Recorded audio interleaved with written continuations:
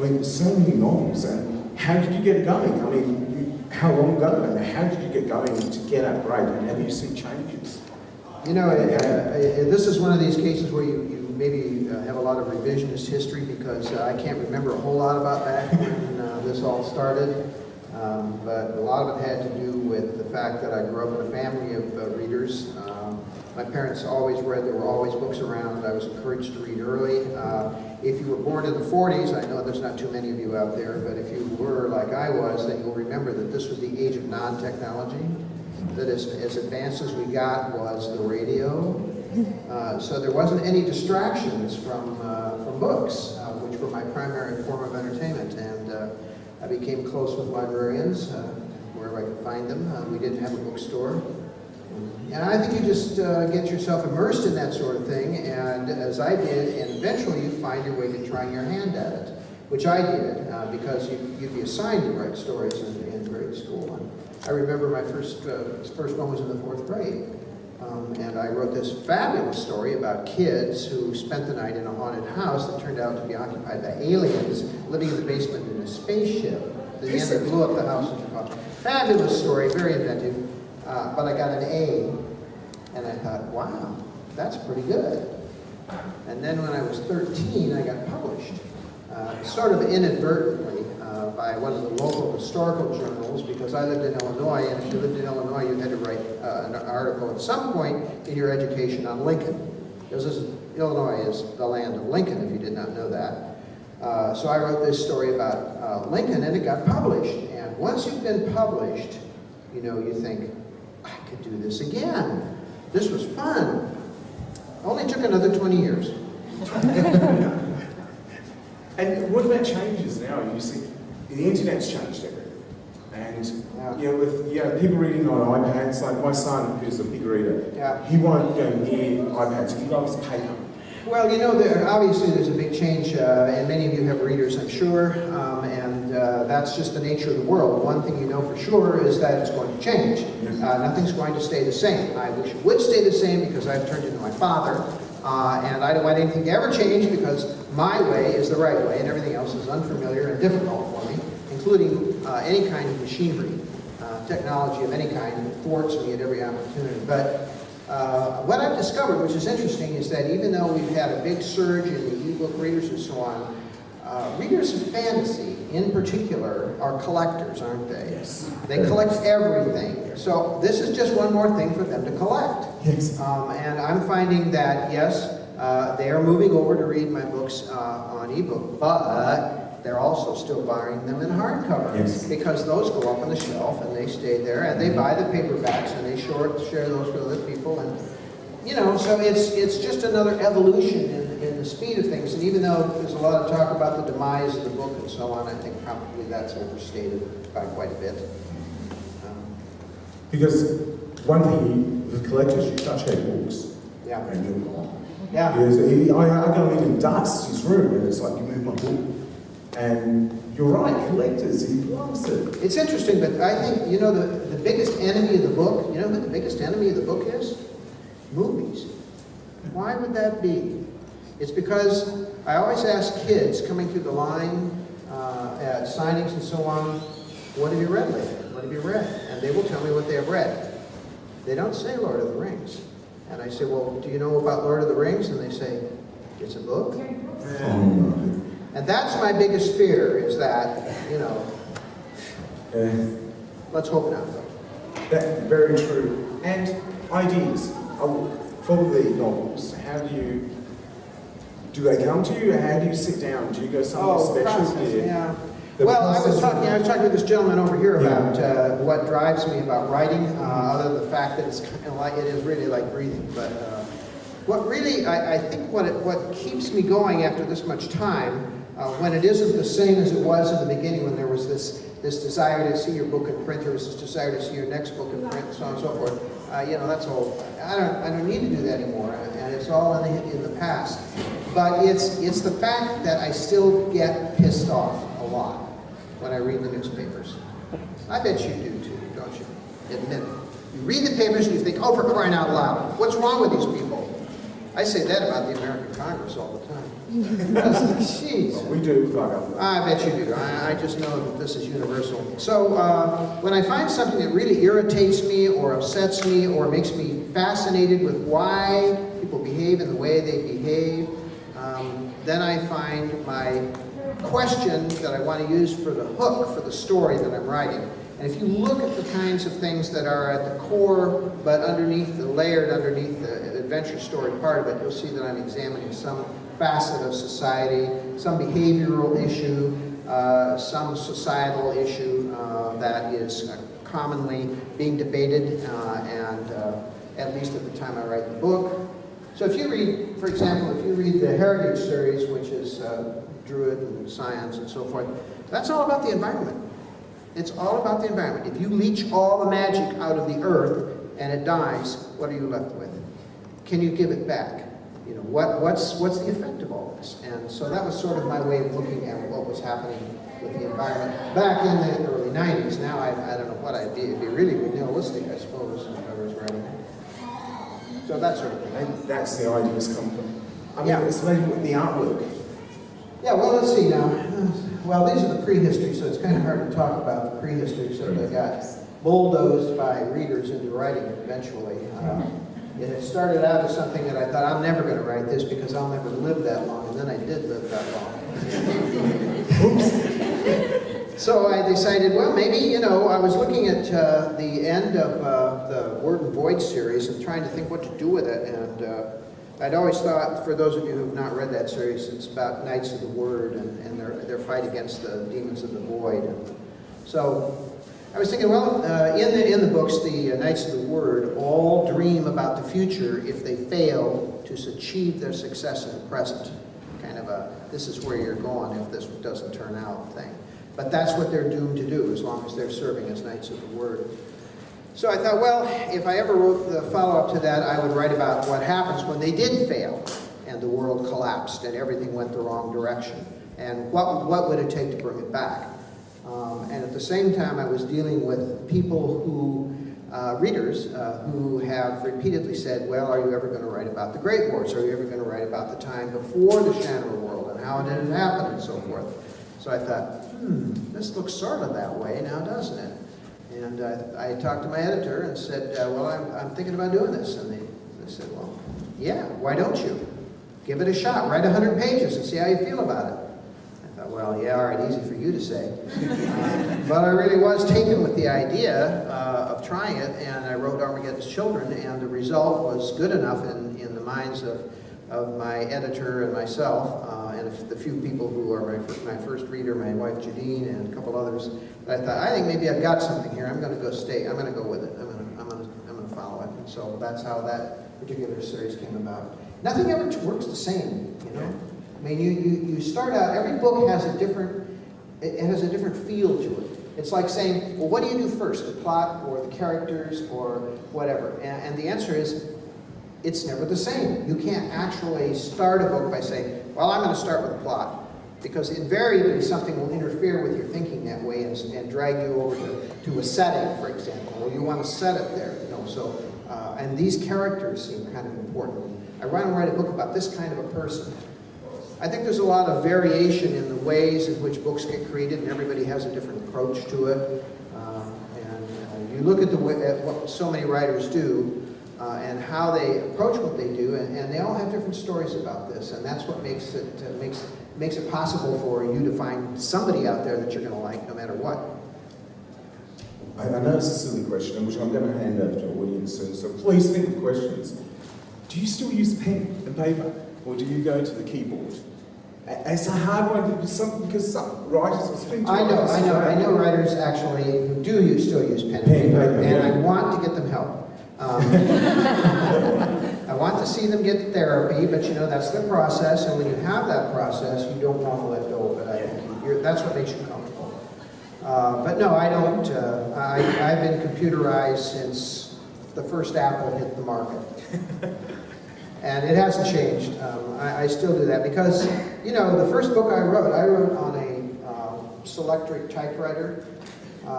You know, manual typewriter, by hand, using those little pieces of white paper to, you probably don't know what I'm talking about. Well, anyway, it was horrible. But the editing process alone took 6 months. And after that, when I found out in the computer I could edit a book in, what, 2 weeks at the most? I said, yes, I believe. I believe in Apple.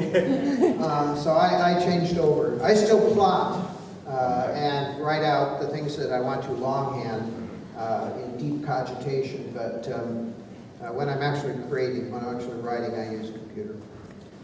Thank you. I'm going to open up to audience. So anyone would like to have a question, I'll run it back to you. Hi, how are you going? Hello. I remember an interview with David Eddings. Yes. And he said, never let the reader influence his story. I was wondering, do you sort of let the reader in to influence the story, or try and make it all your own? Do you get feedback from your readers for your next story? Well, you know, I try not to be too dogmatic about that sort of thing. And I get a lot of input from readers, which is extremely valuable, because you'd sort of like to know whether they liked it or didn't like it. You'd sort of like to know what appeals to them and what doesn't appeal to them. And I listen to what people write to me or have to say to me about that sort of thing. Maybe I don't agree, but maybe in some cases it helps me to understand better why something worked for this particular person, a reader, or didn't work for that particular reader. I don't think I've ever been persuaded that I should have changed something. Even the letters that say, "What were you thinking?" You know, and then they go on with 4-letter words. I don't really feel compelled by that. But every so often you get some ideas about where you might go, or a sense of where readers would like to see you go, and that's extremely valuable, I think. So, there you are. Well, what's the inspiration you've had for writing the Shannara saga? There's a question I've never heard before. No, I'm joking. I hear it all the time. Well, despite what you might think, it isn't just Tolkien. Although Tolkien gave me the form that I was looking for, I started out being mostly influenced by the European adventure story writers. Alexander Dumas, Walter Scott, Robert Louis Stevenson. Those were the stories I read when I was a teenager, and I liked adventure stories a lot. And I wasn't reading fantasy because nobody in my time read fantasy, because there wasn't any fantasy to speak of. There was science fiction.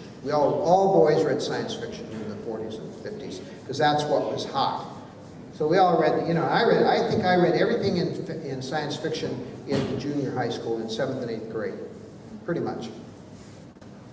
But then I got all enamored of the European adventure story writers, so I read all that, and then when I was in college and I was an English major and I was studying classics and so on, I got all involved with a writer named William Faulkner. And the reason that William Faulkner appealed to me, was that he was writing about generations of families all living in Octoponafa County, Mississippi. And their interrelationships influenced so much of what happened in their lives and the lives of their descendants. There was a great deal of involvement with secrets within the family. There were the Compsons on the one hand, who were the landed, wealthy, rich, but who were morally corrupt. And there was on the other side the trailer trash, the Snopes, who were there to pull them down, and they could do it because they were amoral and they had no sense of honor, so they just found ways to destroy them. And I thought, I love these stories. And so when I got to the Lord of the Rings series when I was in college, this would have been in 64 or 5, something like that. I thought, this is the format right here that I want. This is the format. I want to write about an imaginary world with mythical creatures, but in this confined environment that would become the Four Lands. And I wanted to write stories that had gaps of time between them, but that followed, you know, the Olmsfords and the Lees and the Elissadils and the others through these generations until I had enough. I'd had enough, I guess that was it, you know, but you start with one and then you can kind of go. So that is the long version of probably what should have been a shorter explanation about where I went and what I wanted to do with that series. And I'm pretty happy with where it's going. I'm wrapping it up. Does anybody know about that? Yeah, I'm going to end it? Yeah. It's time, right? So I won't end my writing about it, but I will end the end. I'm going to write the last 3 books so I don't die and someone else writes them for me. So I'm going to write the ending to it, and then I'll go back, and from time to time I will do new stories within that. I still haven't finished the prehistory. There's a lot I can do with it. But I want to write some other things too. It's time. You as a writer, you need to write new things. You need to challenge yourself. And I really feel like I'm at that point right now. When it comes to reading other people's stuff and writing your own stuff, are there any pet peeves that you make sure that you don't do? Like leave plot holes or inadvertently give away the endings? Is there anything I try not to do with my own writing that other writers do? Yeah. I never give away the ending if I can avoid it. Not really bad. I think mostly though, the biggest fear everybody has is, are you writing a story that somebody else has written? Is this too much like what somebody else has done? And I suffered through that with Sword to some extent, but my editor, who was a very wise man in those days and an old-time science fiction writer named Lester Del Rey, was also my mentor, and he taught me early on a couple things about what it takes to be a professional writer. And he says, the first thing you can do is quit trying to tell the original story. He says, forget it. All the stories that ever will be or ever have been told. The difference is that you will tell a story in your voice. So you can forget about the brand new wonderful idea. Just tell the story and tell it in your voice, and you'll be all right. And that was a pretty good piece of advice, and I kind of stuck to that over the years without spending a lot of time fussing around about whether somebody's going to think this is a story that has been seen before, or read before, I should say. I think that's about it. Beyond that, I think most writers are writing in a different enough kind of voice that you're not going to get into too much trouble out here. Hi, I'd just like to say that I have great admiration for the fact that you have had such a long career. It's astonishing, isn't it? And with so little talent. I've just started doing some writing, and I tend to just write the short story league stuff. And I was just wondering, what motivates you to write for such a long period of time and be able to finish novels and things? Yeah, what motivates you to write, right? What keeps you sustained? Yeah, creditors, they're great. Fear of failure. I think it's a hard thing to explain, but some writers have written about this in books on writing and about why they write, because it's a favorite question of everyone. And if you come from the theory that there's something in you that compels you to write, you're closest to the truth. Most of the writers I know write because if they're not writing, they don't feel complete. They don't feel like they're a whole person. That, if I don't write for a week, and I don't have any particularly good excuse for not doing it, if you talk to my wife about this, she'll tell you, he has to go back and write soon because I can't live with him anymore. And I think there's some real truth in that you're not a good person if you're not doing the things that you need to do to make yourself be a complete person. For me, it's writing. I can't imagine a time when I would not write if I were physically and mentally capable of doing so. That it's so much a part of it that even when I say, I'm just beat, I quit, I finished this book, I'm going to take a month off. 2 days. I'm back at it. Let's see what I can come up with this time. Something new. What's interesting? I just feel like that's who you are. It defines you as a person. I was a lawyer for many years, and that's all right. I got help.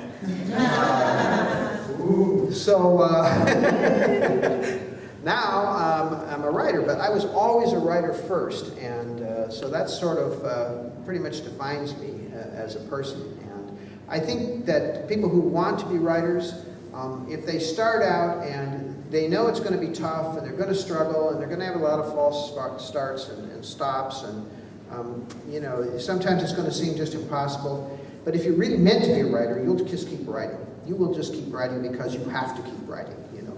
This becomes a personal challenge. It's a question of whether you're going to be defined by your failure or by your insistence on continuing. That's how you find out if this is something you should do.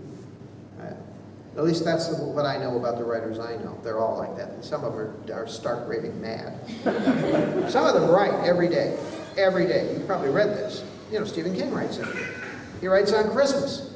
That must be joyful for the family.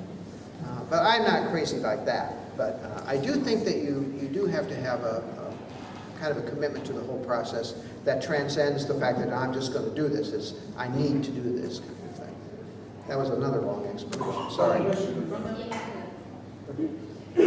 Hi, I'm also a writer. I'm about to get my first book published.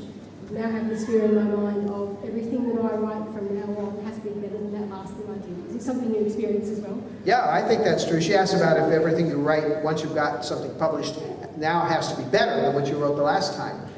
It's kind of a good goal, you know. I don't know how realistic it is because you're not the one that's actually measuring the success of your books. It's the readers, the people who buy your books, who love your books, and for them, it's always different. People come to me and tell me they love a particular book and it's the darndest book, and I think, really? That was the one you really liked the best? I never felt that way about that book.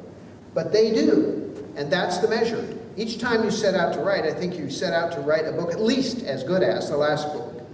And you set out to write a book that is an expression of who you are. It's your best effort put forward. It's not something you just throw out there and say, well, this will pass the time till I find something I really want to write about. I don't think you compromise that way. I think you just keep, I think that's why I've had a long career, because I've never actually said, well, I'll just get something out there and, you know, that'll be good enough. Each time and I don't feel like I have to defend any of my books. I feel like each one that I wrote 35 books later was the best I could do at the time I was writing it. And I feel like I was successful. In my own mind, I was successful. You're sitting there saying, no, he wasn't. I just wanted to know, have you been approached whether or not any of your books are going to be made into a film, and has that been asked? Yeah, well, no, that's... Who would you like to play it on? Well, the people I would like... The question is, have I been approached about turning my books into movies, etc.? Yes, endlessly. Right from the beginning. In fact, the first time was right after Sword of Shannara was published, and a film company optioned the rights. It was done through the publisher. I had nothing to say about it. This is before I got smart about a few things. Yeah, but you have to learn, you know. So anyway, they took it, and there was all kinds of talk. Dustin Hoffman was going to play Shea Olmsford, and you know, it went on like that, and so-and-so was going to direct, and rumors flew when the script was being written and so on. And then they dropped it, whoever it was, I can't remember anymore. They dropped it like a hot potato, and my editor said, you should read the screenplay, and then you'll know what this is about. So she sent me the screenplay, and I read it, and it was so bad, I couldn't believe it. They had churned Al-Anon into a computer.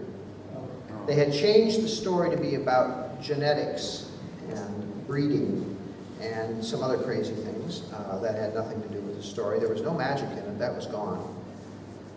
So after that, I was a little more wary about the whole process, and it was optioned a few more times. It never went anywhere, and it never went anywhere until last year. Last year it was picked up in an agreement with a British company called Sonar Entertainment. And the deal with Sonar Entertainment is that they're a packager. And so what they do is they say, you will be a partner. You get a cut of everything. You will have control over the material. And we will attempt to find the right place for it.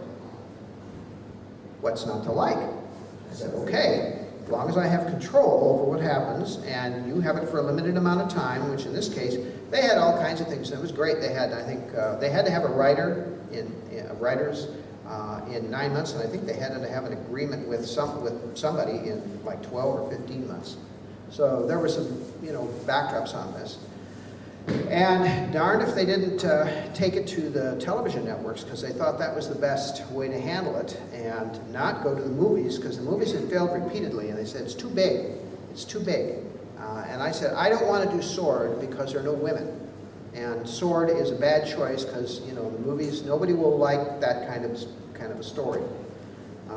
Witness Lord of the Rings, where there's been some upgrading of women, right? So at any rate, the upshot was they took it to the television networks and they sold it. And so it's now going to be on TV next year. And it's got Jon Favreau, who you may know from the Iron Man movies, as an executive director, and a guy named Jonathan Liebsman is doing the showrunner pilot and second show, and the writers who are working on it are writers who have worked on Spider-Man, and they also did Smallville. So top flight people with a lot of history behind them, of successes, very smart, and even better, they listen to me.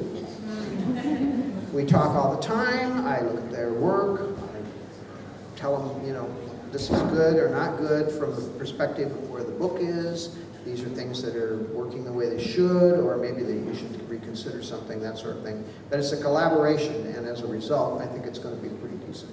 And that'll be on American TV next year. I'm not sure how long it'll take to get anywhere else, but I think it follows pretty fast.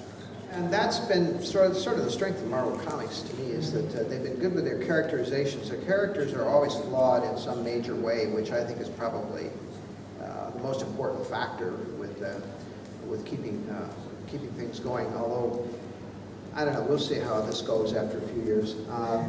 But I think with fantasy, you have to have strong characters, and you have to have that touchstone with the real world, the world that we live in, so that however it comes across as believable.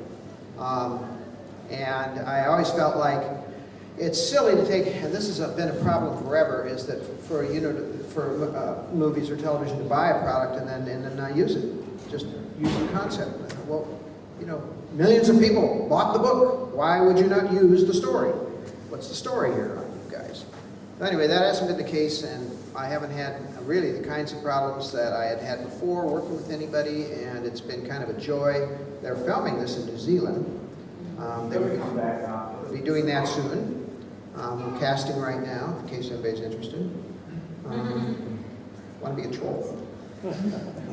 So anyhow, that's a story on that. And then the other project is a movie of Magic Kingdom for sale, which has been working its way up the chain for about 3 years now, and it's probably got another 3 years to go. But it's going to star an actor named Steve Carell, and he, from my perspective, is exactly the right person to play Ben Holiday.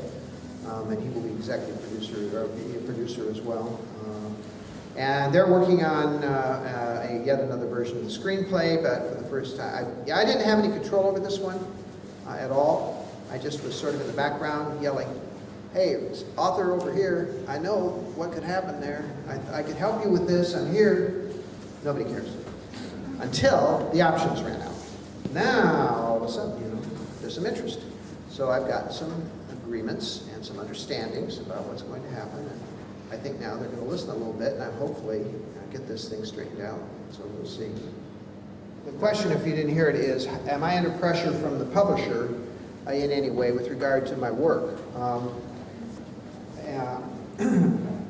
Well, there's always a certain amount of pressure because they want you to write what will sell. Funny how that works. So they don't want you going away from a popular series and writing something else, because why would you do that? Artistically, it's easy to explain. Financially, not so much. So there's always that back and forthing, and because publishing, like everything else, is a business, you got to produce. So if you write something different, as I did, for example, with Magic Kingdom, then it's got to sell. Otherwise, they say, okay, you had your fun, now get back there and write more Shannara books. And that's because that's always the fallback, right? But for your own, you know, for your own artistic necessities of not just doing one thing forever, you have to do other things. I believe it. You have to push the envelope. You have to challenge yourself to do something that maybe you didn't think you could do. It's like my theory about a scene that you don't think you can write. If you ever have a scene you don't think you can write for whatever reason, you have to write it.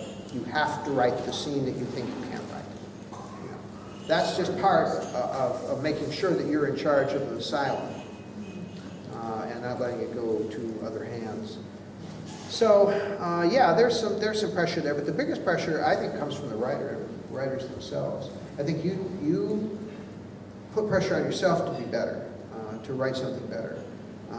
As I was saying before, I think you always are striving to be at least as good, but preferably better than you were before. And you're always striving to learn something about being a writer.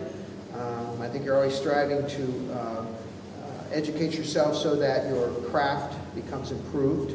I believe I'm a much, much better writer now than I was 30 years ago, for example. Maybe not a better storyteller, but I'm definitely a better craftsman. I've learned that less is more in the word department, for example. I've learned how to express myself in better ways, and I think that's all part of your growth and maturity. Hi, Terry. Hi. I got my godfather into your books, and he called me a few years ago saying that he was terrified because there were reports that you were suffering from dementia and stuff. And I'm like, he'll be fine. It's just a rumor, whatever. He'll find a way. So I'm just wondering if that was either true and or what your methods of keeping your stories were. Well, I suffer from lots of stuff. At various times, of course, not all at once, but, you know, being fairly human, I think, despite being a writer and an attorney, you know, you struggle with lots of issues. I don't think that's ever been much of a problem. I've always had good working relationships with my editors who help keep me on the straight and narrow. I have a great marriage. I have a great partner who is my first reader and who is very good about making sure when I come home from a tour where people have loved my work, that I take out the garbage, right? You know, grounded is important in this business. It's much easier, I think, as a writer, not to forget what you're there about. You know, that you're there to write books. This is really what your readers, your fans want from you. Because they want you to write books. You know, fine, we'll listen to you speak once in a while, but let's not get carried away here. You're just not that wonderful. And that's a problem sometimes with creative people, because you get a lot of people who like what you do. I love that people like what I do. I mean, I'm writing books because I want people to read them, but by the same token, I don't want them to confuse the book with thinking that that's, you know, that I also am wonderful. I'm not. I'm just like you. I'm just like you. You know, I got all kinds of problems. But I'm not telling you what they are. Hi. Just wondering, do you have like that one scene, that one character, that one location that you think, I got that one right, that one is the scene? Yeah, the one scene, the one character, the one action sequence or whatever that I got right, I have that feeling quite a bit when I'm writing. Mostly, it's funny, you know, I'll write a book and I'm proofing it as I go, and I'm thinking, this is okay, I think it's okay, but of course I can always check later, that kind of thing. So I keep going, because it's always better to just keep going than it is to stop and get caught up in something. But I'll get to a book and I'll go back, and after it's done and I've done my first run through, I go back and read it, and there are some pretty good things in there, to my astonishment.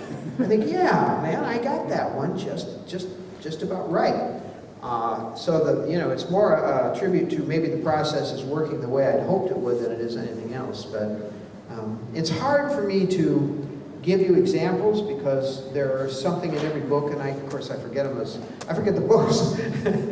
You know, any 10-year-old who's read my books knows more about them than I do. And they prove it time and again, I'm sorry to say. But it's hard to remember now, but I think you always have a feeling that every so often you've gotten something just exactly right. The feeling of it is right there. And if readers like you come in and say to me, you know, that book, when you wrote about the way that Amberly reacted at the end of what was happening, I really felt that. Then I know. I got it right for that person, and that's what matters, I think. This series is believe it or not, and I am not making this up, this series has always been leading to something, you know? It's always been about the war between the destruction of the old world and the loss of technology, the rise of magic, and as we've moved along, magic has become less and less acceptable, and now we're looking at the new technology that's basically a function of dioxin crystals and all that. So I'm kind of looking at what happens when science reasserts itself in a new form to challenge magic as the way in which, what the power should be in the world and how society will react to that, which I think in many ways mirrors our own world. So I will write that story, and I will leave it at a point where I think people will have to ponder for themselves what they think about that. In terms of character development, do you find the hero or the villain easier to write? I don't think the hero or the villain easier to write, and I think the answer to that is it depends. It's always a case of, I wish this were a process where things repeated themselves. It would be so much easier. If I knew I could count on the protagonist to assert themselves early on in the process, or the antagonist, and that I would be able to start with plot and then go to character and all that in each book, so much easier. But it's never like that. It's just annoying. It's always something different, and the challenges are always different too. The only thing I can count on is, almost without fail, that at some point about halfway through the book, or a little more, I will finish that particular day's writing and I will say, this book is such crap. My career's over. This is it. This is horrible. And I'll put it aside and I'll go, go do something with Judine, or I'll, let it alone for a while, and then I'll come back 3 days later and I'll be over it and I'll say, yeah, this is fine. That will always happen. And the other thing is, at some point while I'm writing the book, I'll realize this book is about something that I wasn't seeing when I began it. That there's a plot line here, a thematic issue, something that has built up that I wasn't seeing when I started. It's a surprise every time. These things I can count on. Everything else is like, you just have to see. Writing about Ben Holiday in Magic Kingdom, well, he's me. So that one's easy. I wrote about myself. That's my story. That's my story. Magic Kingdom is my story about transitioning from being a lawyer to being a writer. That's the underlying thematic structure of that book. So, if you're writing about yourself, well, you kind of know yourself, so that helps. And that one was easy. It's always easy to write about the Olmsfords because they are us. We are them. They are every man. They don't vary too much from that viewpoint, occasionally, but not too much. The Druids are always the same, although they struggle with different things. So I like writing the Druids because I want to know what makes a particular Druid different than the ones that went before. So you get one like Al-Anon, who's immensely confident and in control of his life, and then you get Walker Bow, who is immensely confused and doesn't know whether this is even what he should be doing. Going from a lawyer, financially, which is good, to being a writer, where you live on the breadline sometimes. How was it when you announced it to your family? One mum and dad would have freaked. And your family at the time, was it hard to lose that income and go into writing? No, I cheated. Okay, cool. Yeah, it's always good not to go into financial ruin right away when you make these announcements. Everybody accepts it a lot better that way. I was writing all along. I wrote Elfstones of Shannara while I was still a lawyer. I wrote Elfstones while I was still a lawyer. I wrote Wish Song while I was still a lawyer. They all went on to become, multi-million bestsellers. So I was making a lot of money by that time. Anyway, so when I quit, I said, I've done this long enough, being two things. It was driving me up to the wall. I said, I really, really want to be a writer, so why am I still practicing law? I should just let it go and be a full-time writer, and that's kind of what happened. Did the law degree help in your writing? Like, do you ever fall back on it to think of stories or plot lines? Well, being a lawyer helps you be organized. You have to be organized as a lawyer, at least the ones that, if you're successful. Organizational is a big part of it. The writing, no. I mean, legal writing is boring. So it's not, but you know, I was a trial lawyer, so I like that. And you're as a trial lawyer, when you're representing somebody, you're telling a story. I'm telling my client's story the way I want to tell my client's story, and the way I want, you know, a judge or a jury to hear it. So you have an opportunity here to shape the way in which things are revealed and the way in which things go, and that's about the whole thing about legal representation. As a writer, you're doing the same thing. You're telling a story, you're maneuvering the characters in the story, you're doing the thematic work and all of that. So there's something from that, but I don't think that probably, by and large, any writer I know would say, well, I should have been a lawyer before I was a writer. I don't know what they would say. They'd probably say I should have been a writer right away and just skipped all the rest of this stuff. But that's not the way life works, so there you go. Thank you very much. Any more questions? People, if you got one. So you mentioned sometimes there are surprises in your stories. Is it frequent when the character's the one who's teaching you and leading you the way? Do this. I think if I understood that, going back to the question of surprises in the story, you were asking me if the characters sometimes take over the story? Yeah. They try, but I slap them down. You know, it's what I always say, who's running the asylum here? I think that characters, when you're writing the book, it always tells you what needs to happen that you didn't think about, and there's definitely a symbiotic relationship between you and your characters once you start to develop them. But on the other hand, you have to be concerned about the fact that some of your ideas about where they should go and where they're telling you they should go are probably not very good. And they aren't the best judge. So, you know, and if they start talking to you, get help.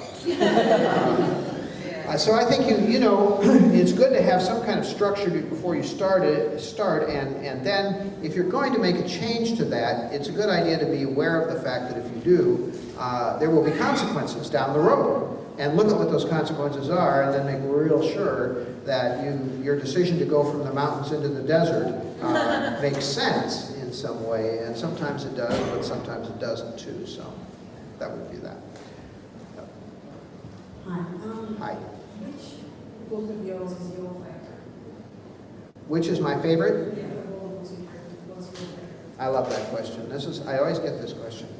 And here's my answer. My books are like my children. I cannot choose between them. Each of them is important and lovable in their own way. Each of them is a pain in the butt in their own way as well. So you take the good with the bad, and it's hard to choose one over another. I can tell you certain things about, like, your first book means a whole lot because it's your first book. You got it published, it was successful, great, so that's good. I put my heart and soul and blood, sweat, and tears into rewrites of Elfstones, the second book, which the first draft got thrown away. My editor just said, "This is not very good, Terry. Too bad for you. Go back and write it again." So I did, because, you listen to your editor. And it was a much better book, but he made me rewrite it 3 more times before it was done. It's probably still as good a book as I can write. The story is still as good as that thing. So, Magic Kingdom was about me. You've already heard that. And Running with the Demon is about where I grew up and how I grew up in the 50s and how kids believe in magic for a time until that gets washed away, and how confronting the real world is a kind of a come to Jesus meeting with the truth about the way that life is versus the way you'd like it to be. Those kinds of things, and that meant a lot to me. That book meant a lot to me. So most of them did for one reason or another. Bits and pieces creep in of things that are important. The book I just wrote, I didn't just write, it just got published, which is a little more controversial than some of the others because some things that are in it. But, I just had to write that book. And at the time I wrote it, it was the right thing to do. So it's, I don't know. It may come back to haunt me, but I don't care. Any more questions? Please, one more after you ask. I was just wondering, from start to finish, how long would it take to write a book, and do you ever write 2 at the same time? Yeah, how long does it take to write a book, and do I write more than one at once? I seldom write more than one at a time. once in a great while I find myself spilling over, but no. I'm pretty much a linear kind of guy. I write A to Z. I write the book from the front to the back, straight through. It takes me, it takes me less time now than it used to, because I think I've improved enough that as a writer, I'm more confident than I used to be. I don't have to agonize over things the way I used to. You kind of trust the process after this much time. So I probably write a book in about 6 to 8 months on average. And that's with proofing it on the way through, and then it will go into editorial format and be it'll be subject to my own edits, my wife's edits, and then it will go to my publisher, and she will do a thorough edit and question me about certain things, and I will probably do some rewrites again there. Collaborative process to make it the best we can make it. But I allow myself a year for a book just because I don't like to be pressed, and I'm always working at least one book and sometimes 2 books ahead of where you are in your reading. So I have that backup in case, I'm felled by something and have to take a year off. So things will not become too difficult. This is the last question. There's one more question after I have to ask a question. Mum and Dad, when you wrote your first book, did they read it? Did Dad read it? Oh yeah, I dedicated it to him. Because he was a yeah. My dad told me years later, after many other books, he says, "Well, your books are very good, but none of them are as good as your first."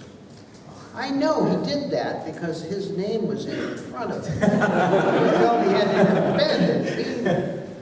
But they were very supportive of my work all the way through. They always encouraged me. I had really, parents who really stood behind me from the very beginning and always said, you can do this. You just stick with it. That's excellent. Yeah. Were they academics, your mum and dad? My parents were not. My mother was a housewife, and my father was a printer. My father once upon a time was a writer for Story magazine. He was a story doctor. So he did some writing, but he never really did much with it. And my mother kept a journal. So, there was writing in my life. But mostly there were books and their encouragement to read and be a book person. That is because that's what I'm doing with my children. Make them read. Yeah. Maybe if they'd said, why don't you watch a movie? I would have gone that direction. I don't know. Although having been privy to the lives of screenwriters, I think not. Terry, that was the last question. Anyone? Okay. And thank you. Thank you. Thank you all for your patience. Thank you all for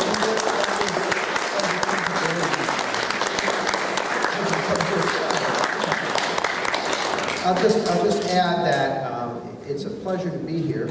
I have not been in Australia and New Zealand in this capacity before. I've only been touring around and looking at things, but not signing books or talking to anybody. So it's long overdue that I should be here at an event where there's an opportunity to talk to readers and sign books for people. So for you who have supported me, thank you. And I promise to continue for as long as I'm able to write the kinds of books that will keep you up all night. Thank you very much.